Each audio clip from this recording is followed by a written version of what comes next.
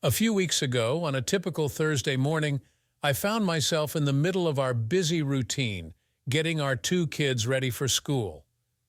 It was 7:30 a.m., and the chaos of the morning was briefly interrupted by the loud ringing of the phone. The caller ID showed an unfamiliar code, which piqued my interest. I answered cautiously, holding the phone to my ear. To my surprise, it was Claire, my wife, on the other end of the line. Claire worked for a small marketing firm, and her call immediately grabbed my attention. I take care of our children and work from home while she's always on the move, working at a printing company in the center of our town. Despite our different schedules, it worked well for us, and we managed to make a decent living. We lived in a cozy suburban house with 4 bedrooms and a swimming pool, and we were fortunate to have a wide circle of friends. VJNJ, honey, what's up, VDJKJJ, I asked, curious about why she was calling so early. VJJNJ, IVJTM, sorry to bother you, but I need you to cancel our credit cards immediately.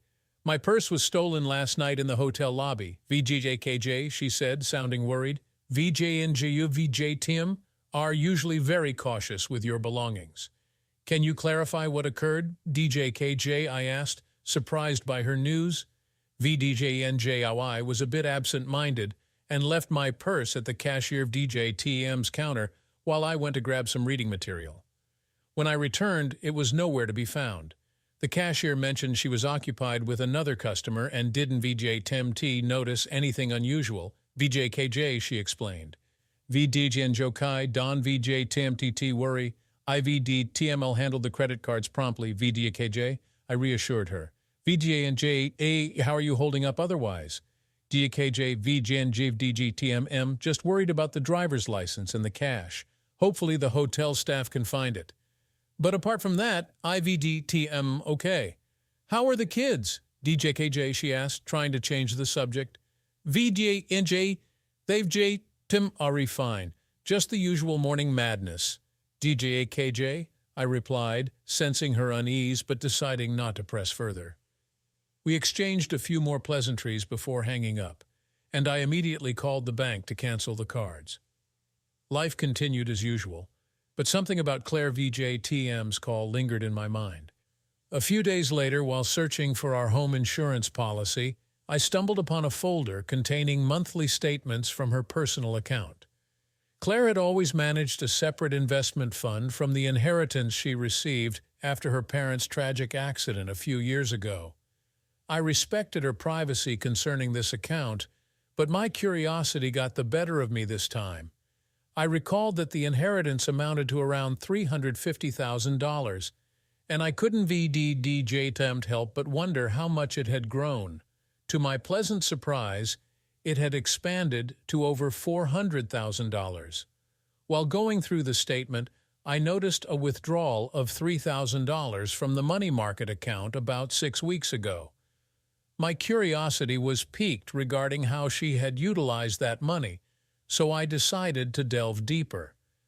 To my astonishment, I discovered that she had written a substantial check to a local jewelry store just a couple of days after losing her purse in the same city. I couldn't VDJM help but wonder what she had purchased at that jewelry store. She hadn't mentioned buying anything for me, and I hadn't VDJTMT heard her discuss acquiring jewelry for anyone else. Although she has a brother, I couldn't VDDTMT comprehend why he would require a $3,000 gift. After some contemplation, I decided to visit the jewelry store. When I arrived, a woman introduced herself as a store representative and inquired how she could be of assistance. I explained that we had encountered an issue with a purchase and were wondering if there was a store warranty in place. She proceeded to search for the transaction in her computer and then inquired about the nature of the problem with the rings. Rings? My mind raced. What kind of rings could Claire have bought? The woman continued, VDA Joe, I remember this purchase. Your wife was visibly distressed and mentioned that her wedding and engagement rings had been stolen. She wanted to replace them, which proved to be quite a challenging task. DJKJ, my heart sank as I processed this information. Claire had spoken of replacing the wedding and engagement rings, but never indicated that she had lost them, only mentioning the theft of her purse. It took me some time to process this new information. VDJNJ listen. DJKJ. I conveyed to the woman on the phone, VDJNJ, I need to have a discussion about this with my wife before making any further decisions. IVDJ Tembel, I'll get back to you later. DJKJ. With that, I bid her farewell, while she appeared somewhat puzzled. My own bewilderment was far more overpowering. It was becoming increasingly apparent that the rings should have been inside her purse when it was stolen. But why would she carry them in her purse if she had no intention of concealing her marital status from others? To the best of my knowledge, there were no professional constraints related to revealing one DJTM's marital status. However, if she wanted to appear unmarried in specific social circumstances, disconcerting thoughts began to circulate in my mind, suggesting that she might have contemplated engaging in an extramarital affair while away from home. The mere notion of it made my stomach churn. We had been married for 11 years and were blessed with 2 wonderful children, Jeremy and Melissa. I believed we had a flawless marriage and a picture-perfect family. Our personal life seemed gratifying to me, or at least that VDJTM's what I had believed. She traveled once a month, staying for 2 or 3 nights in distant cities.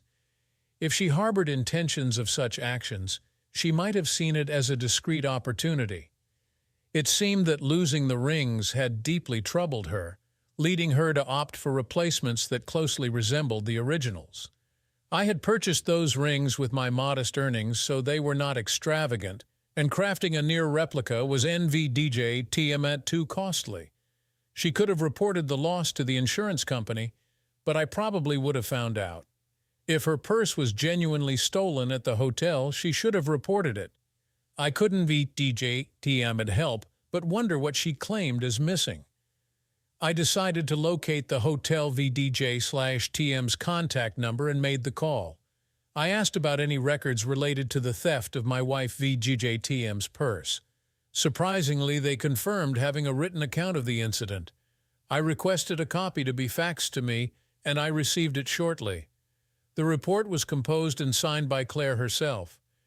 In the statement, Claire mentioned that her purse was stolen while she was dancing in the hall. She had left her purse at the booth where she was seated, and upon her return, it had vanished. Remarkably, Claire explicitly noted her hesitation to involve the police. As I absorbed this information, my thoughts raced, overwhelmed by the implications of what I had uncovered. She had deceived me not only by concealing the truth about the stolen rings, but also by inventing a story about shoplifting. While there could be an alternative explanation, my mind could NVDJMT come up with anything other than the unsettling thoughts swirling in my head. It became clear that I needed to uncover the significance of losing those rings, or else they would persistently occupy my thoughts and drive me to madness. One thing was increasingly evident. Those rings were inside her purse when she was dancing with an unknown man. Several weeks had elapsed since the incident, and she was about to embark on another trip in a few days. I realized I needed to gather more details about the schedule for her upcoming trip. I wanted to comprehend what she typically did in the evenings outside our home. If she was involved with other men, perhaps losing the rings had served as a wake-up call, prompting her to reassess her behavior. I knew that if I discovered her infidelity, it would likely spell the end of our marriage, though I dreaded considering how it might impact our children. She was undoubtedly a great mother, but I couldn't VDJTM bear the thought of her having custody of the kids, especially with her frequent business trips.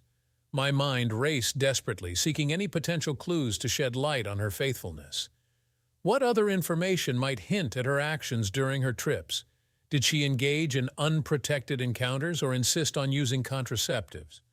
I assumed she would opt for protection because she wouldn't be TMM to want to risk bringing home infections or the possibility of an unwanted pregnancy.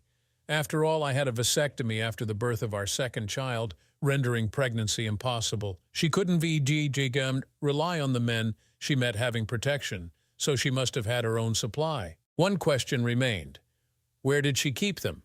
It was unlikely she stored them at our house or in the car, so the office seemed the most likely place. She probably carried them with her on business trips. I knew she transported her work papers, laptop, and presentation materials in a large briefcase she kept in her office. But if she had an early morning flight, Chev GATMDD bring her bag home the night before and then pack it in a suitcase for the airport. This detail was crucial. I needed to find an opportunity to search the briefcase before her departure. I hoped her next trip involved an early morning flight. I made a deliberate choice to remain calm and composed, not displaying any signs that something was amiss. As it happened, when the kids returned from school, I was occupied with various tasks and had little time to dwell on my suspicions. Nonetheless, the specter of her infidelity continued to linger in the back of my mind. When Claire returned from work, I found myself in a bit of a mess. While preparing dinner, I accidentally spilled a dish of beans, creating a mess on the floor. The resulting chaos of cleaning up and managing the kids' activities left me looking somewhat disheveled. Fortunately, she didn't VGATMT seem to notice any unusual behavior from me at that moment. After the commotion settled and everything was cleaned up, I greeted her with a kiss on the cheek. We sat down at the table as we normally did to enjoy dinner and engage in our typical chit-chat. Given our usual routine, I didn't VDJ expect her to have any growing suspicions about her upcoming trip. VDJ Jane, so you've DATM are heading out on another trip in a couple of days? DJKJ, I asked. VDJNJ, yes, VDJKJ, she replied with little enthusiasm. VJTM's the same old routine. I've DATM not looking forward to it. DKJ, my curiosity prompted me to dig deeper. VDAENG, if you don't VJ, enjoy it, have you considered applying for a different role? You VDJ have been with the company for quite some time and have a good understanding of various aspects of its operations. I think you could adapt to almost any position. DJKJ, she mentioned her desire to gain more experience before transitioning to a desk job. However, I gently appealed to her conscience regarding the kids and me. VDJNJ, I really miss you when you VJTM are not home. VDJK, I added, hoping to evoke a sense of guilt.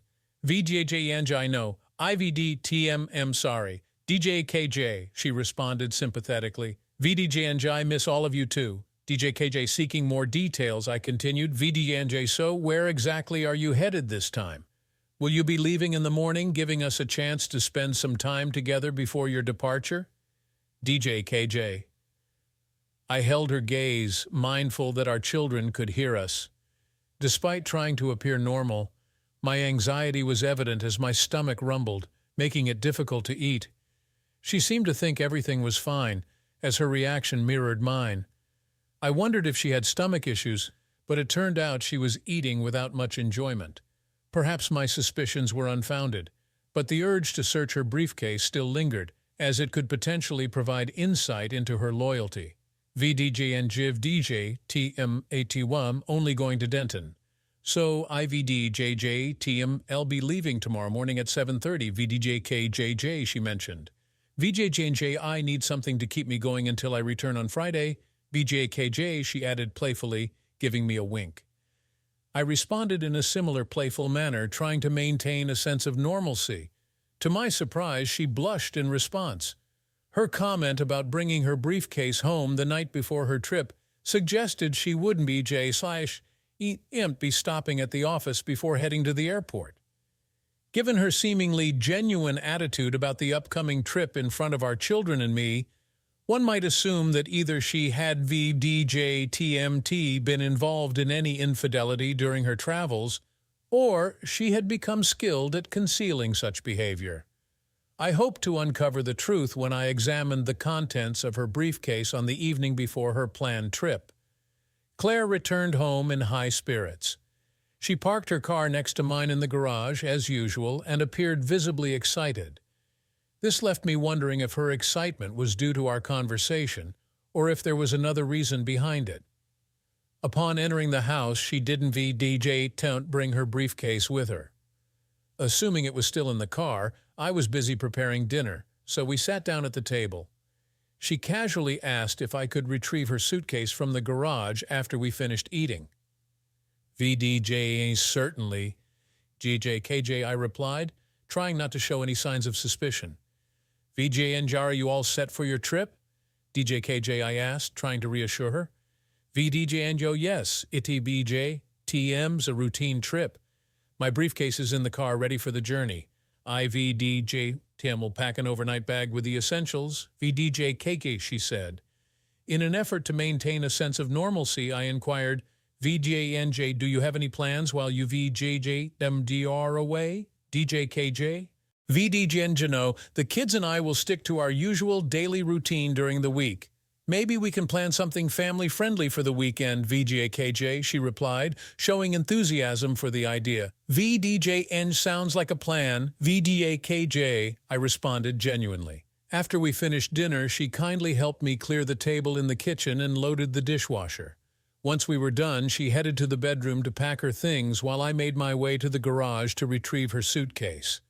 Upon inspecting the car, I didn't DJT find the briefcase inside, leading me to believe it was securely placed in the trunk. Expecting this, I had already devised a plan to access it later in the evening. When I returned to the bedroom with her suitcase, I casually asked, VJJNC, do you know where the car keys are? My tire seems to be slowly losing air. If I take it to the station, Jerry can fix it right away. DJKJ. For a brief moment, she appeared puzzled, but then reached for her purse, handing me the car keys. She proposed an alternative, saying, VDJNJ couldn't be J. Temmet, you just use the spare tire. It VDJ TM's meant for emergencies. DJKJ. Taking a resolute stance, I responded, VDJNJY, yes, the spare tire is for emergencies, but we have enough time to properly fix this. I think that VJ TM's the best course of action. DJKJ. I hurried back to the garage before she could change her mind. Swiftly, I drove her car out of the garage and headed to the junction station owned by my friend Jerry from school. Pulling up in front of one of the service bays, I honked my horn to get his attention. Jerry noticed me and opened the bay door, allowing me to drive in before closing it behind me. VDJNJ, what VJJ TMM's going on, buddy? JK? Jerry asked curiously. VGNJ, my tire was supposed to be fixed here, but I needed a little time to check something else. VJKJ, I replied.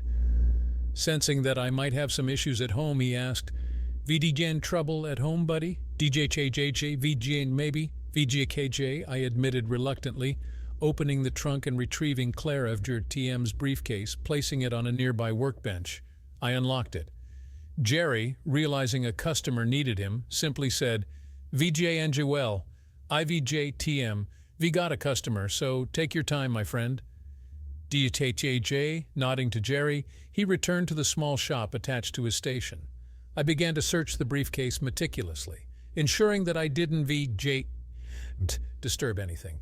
My hands explored the pockets on the lid unnecessarily, and to my shock, I discovered a package that drew my attention.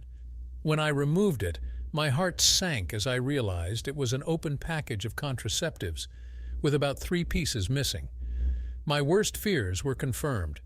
I carefully placed the package back where I found it and closed the briefcase. Once more, I stashed it in the trunk and secured it just as Jerry returned.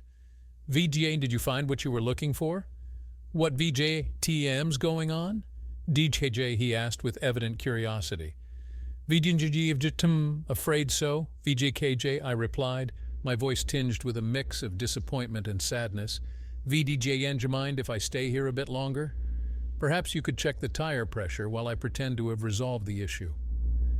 JKJJ, Jerry gave me a curious look but complied without saying a word. He truly was a loyal friend.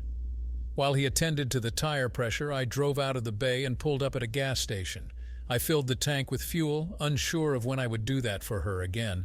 My thoughts were filled with gratitude toward Jerry for his understanding as I made my way back home. As I pulled into the garage, a sense of darkness seemed to envelop my thoughts and panic began to intensify, fueled by anger and frustration. It was difficult to grasp how she could betray our marriage, our children, and me in such a manner. Amid the receding emotions, I shifted my focus to planning my next steps to secure custody of our children. I needed concrete evidence of her infidelity and misconduct. Despite her shortcomings as a partner, I acknowledged her role as a good mother.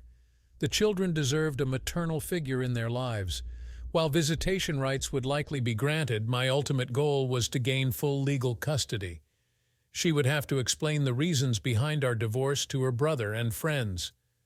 As I entered the house, I called out from the bedroom, VGNJ everything VG set. It was just a minor issue with a nail.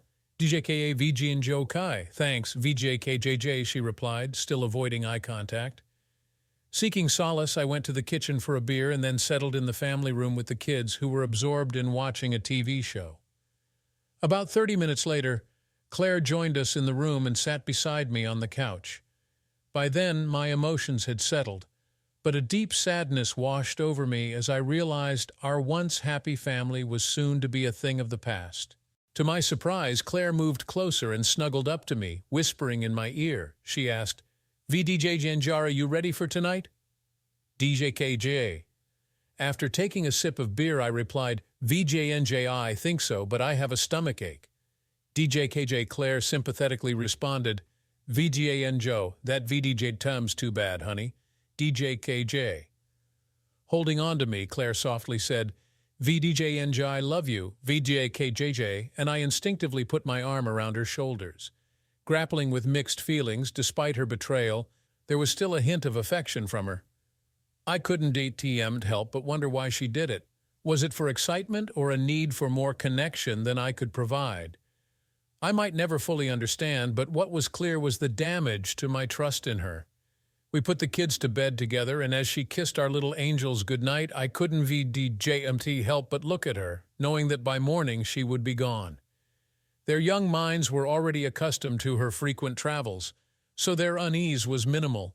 That night we made love, but it lacked the usual passion.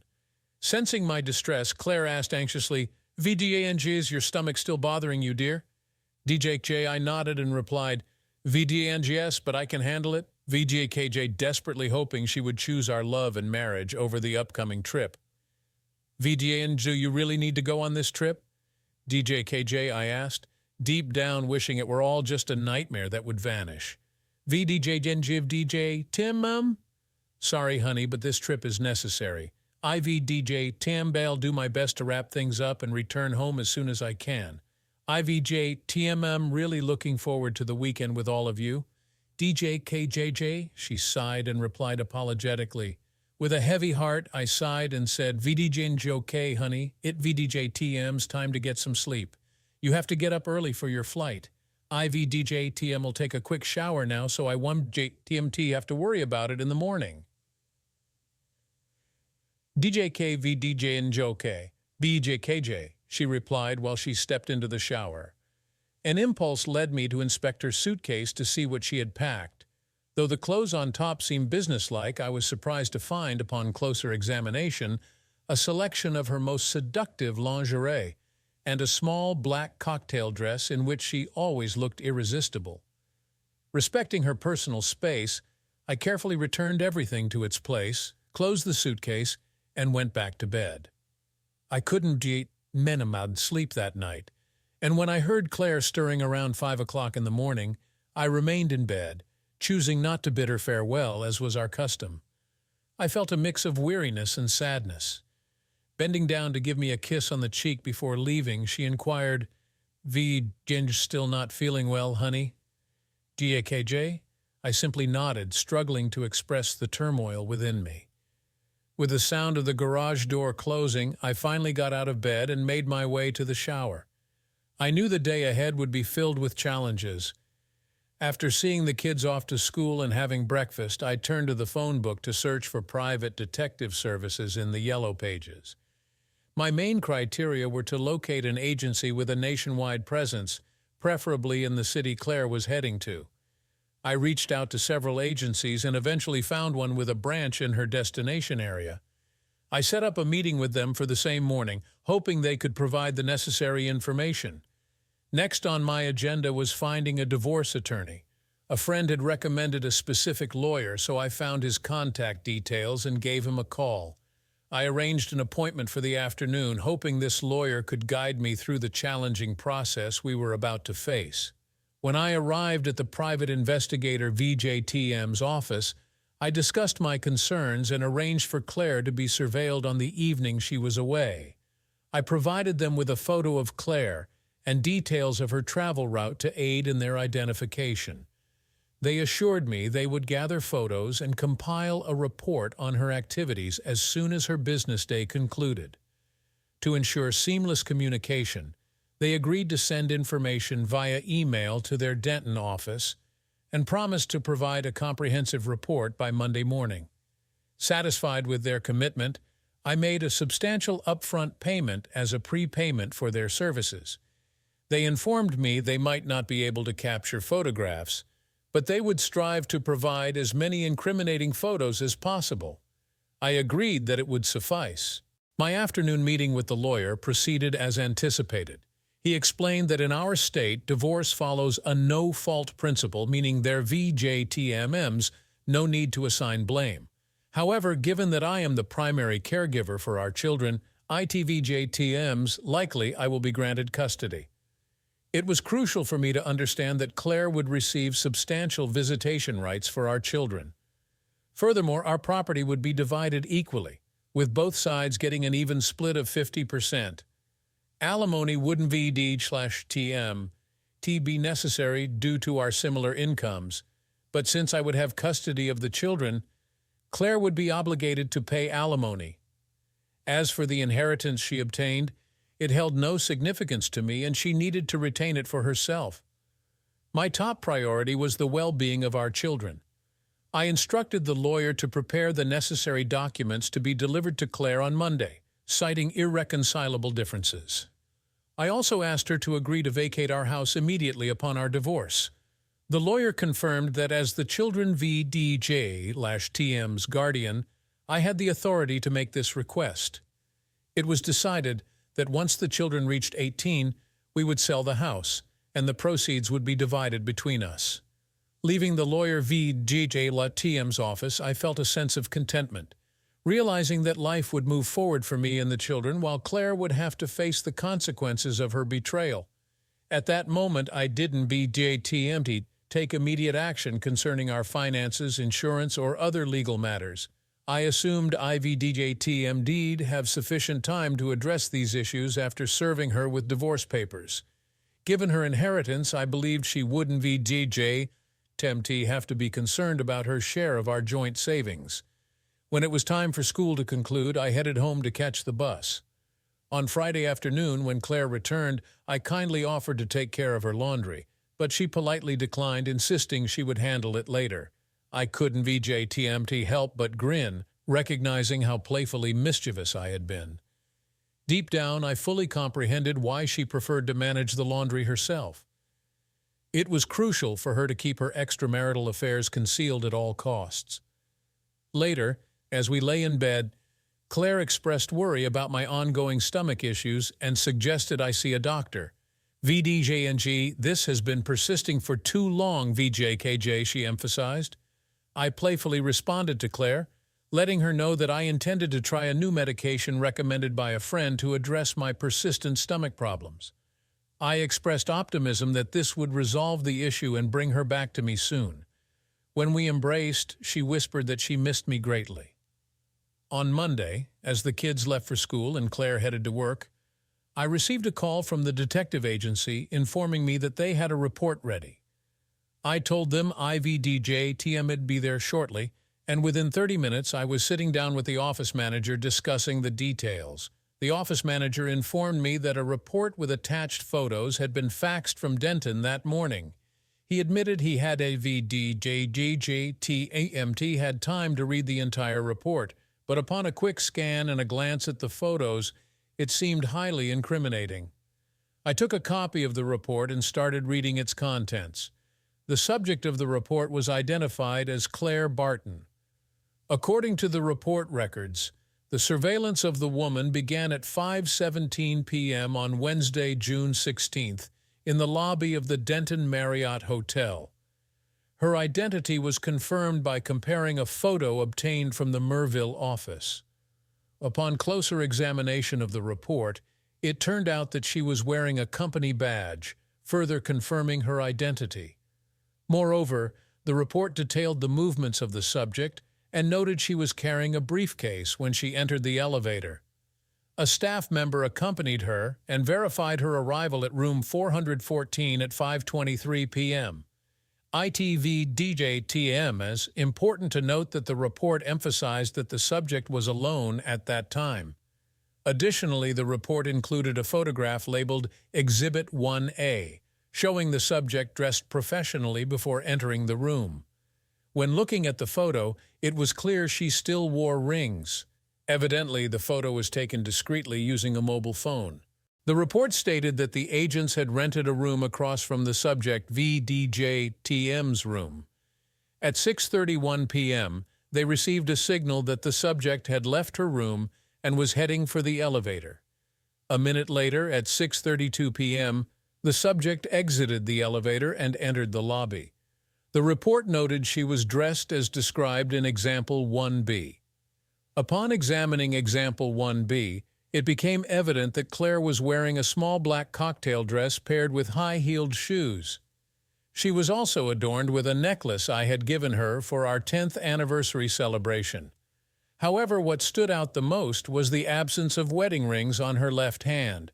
The photo showed clearly that she was NVJ-TMT wearing them. The report mentioned that the staff had rented a room across from hers. A minute later, at 6:32 p.m., the subject exited the elevator and entered the lobby. The report noted she was dressed as described in Example 1B. Upon examining Example 1B, it was clear that Claire was wearing a small black cocktail dress paired with high-heeled shoes. She was also adorned with a necklace I had given her for our 10th anniversary celebration. However, what stood out the most was the absence of wedding rings on her left hand. The photo clearly showed she was in VDA TMT wearing them. The photo identified as Exhibit 1D displays Claire and a man in a tight embrace, engaged in a passionate kiss while seated in a booth. The intensity of their connection was clearly visible in the picture. At 8:51 p.m., the report noted that both individuals left the restaurant. They then took the elevator and ascended to Claire VDJTM's floor. Another photo labeled Exhibit 1E captures the moment when Claire and the man entered her room, specifically room 414. In this image, Claire appears slightly intoxicated but undeniably pleased with the evening VJTM's events. At 11:13 p.m., the man exited Claire VJTM's room and left the building. The report included the license plate number of a car registered to Alexander B. Tate, residing at 1424 Alia Drive in Denton. Notably, Alexander B. Tate was married and had 2 young children. As I delved further into the report VDJTM's details, it became evident that Claire repeated her actions the following night with another man. The report bore the signature of an investigator from Denton. This revelation filled me with deep anxiety and resentment. It became clear that my wife was leading a promiscuous life while she was away from home. I couldn't VDATMO come to terms with her actions. It was a betrayal that exceeded my worst expectations. Even the fact that Claire had lost her wedding rings didn't VJTMT stop her from being careless. After settling the bill with the private detective, I thanked them and left. I made sure to take 2 additional copies of the report, which were recorded on a CD, to keep them safe. Once I got back home, I wasted no time and immediately called my divorce attorney. I asked about the status of the divorce papers, and the attorney confirmed they were ready for filing. Without hesitation, I instructed them to initiate the filing process and specifically requested that the papers be served to her publicly at her workplace the following day. The attorney assured me that this could be done smoothly and asked for her workplace address, which I promptly provided. My intentions were clear. I aimed to humiliate her during the legal proceedings. Handing her the divorce papers at her workplace not only satisfied my desire for revenge, but also served as a form of justice for her actions. That night, there was no love between us. Claire seemed to sense that something was wrong, perhaps suspecting that I had discovered something unsettling. Though she didn't need time to directly voice her concerns, she expressed hope for my quick recovery. Interestingly, she also appeared somewhat reserved, but I chose not to comment on it and simply ignored it. The next morning, I woke up early after a night of little sleep. I immersed myself in work on the computer until I heard the children waking up, and then I went to the kitchen to prepare breakfast. After the meal, I said goodbye to Claire when she left for work. She approached me for a hug and a kiss, but I responded with a half-playful embrace, encouraging her to leave quickly. At that moment, I sensed she might have had an inkling of what awaited her. As I closed the door behind her, tears welled up in her eyes, and she whispered, "VJ and Ja, I love you." "DJ, KJ?" After her departure, profound sadness washed over me, and I felt an urge to release my tears. Yet I quickly composed myself, as the children required my attention and I needed to prepare them for the school bus. Around 10:45 a.m., the phone rang, disrupting our morning routine. Displaying Claire Dartiem's workplace on the caller ID, I answered the call without uttering a word, and there was a brief pause as the caller realized I wasn't temptiti inclined to engage in conversation. In a trembling voice and a whisper, Claire said, sorry. DJ KJ. Shortly after, the line fell silent, and I remained silent as well. Claire didn't return home that night, and I wondered if she continued her deceitful game, seemingly indifferent to her husband. While I recognized my anger was justified, I also considered that I might have been overly harsh on her. The children, disheartened by their mother Betty Aber's absence, wondered where she was. To uplift their spirits, I invited them to have dinner at a McDonald VVDDTM's CAF GEC. By the time we returned home after dinner, the kids were exhausted and went straight to bed. The next morning, Claire called with a request. "DJ Janyoni, can I come home and pack my things? Can we talk?" DJ KJ. Initially, a sense of guilt welled up within me, but it quickly dissipated. I replied calmly, "VDJ and Joe, why don't VJ tempt you come between 9 o'clock and noon? Then the kids and I, one VJ be here." DJK, regarding our conversation, I made it clear that I VDJ-TM'd speak with her one-on-one in my lawyer VJ-TM's office. VDJ and J only after you sign, notarize, and return the divorce documents, then I VJ-TM, I'll listen to whatever you have to say. DJKJ. There was a sob on the line before Claire answered, "VDJ and goodbye, DJ." Shortly after, the phone fell silent again. She signed the divorce papers, and 6 months later, our marriage officially came to an end. It turned out that she became pregnant during the affair. Unfortunately, when she attempted to conceal it from her last lover, contraception failed. Considering it was near the childbearing age, even if I hadn't VDD-TMT found out about her infidelity through the lost rings, the truth would probably have come out eventually. There were rumors that she had started dating again. If she ever gets close to getting married again, IVDJ-TMV thought about honestly warning her future spouse about her unfaithfulness. It seems unnecessary for her to deceive and hurt another person. We had a meeting, and during our conversation in my lawyer VJ-TM's office, I shared my thoughts with her. She pleaded with me to reconsider the divorce decision. She talked about how difficult it was for her not to have unrestricted access to our children. However, I explained that I couldn't VDJ-TMT trust her anymore. Then she mentioned that she had seen a psychologist who diagnosed her with narcissistic personality disorder, claiming it as the reason behind her actions.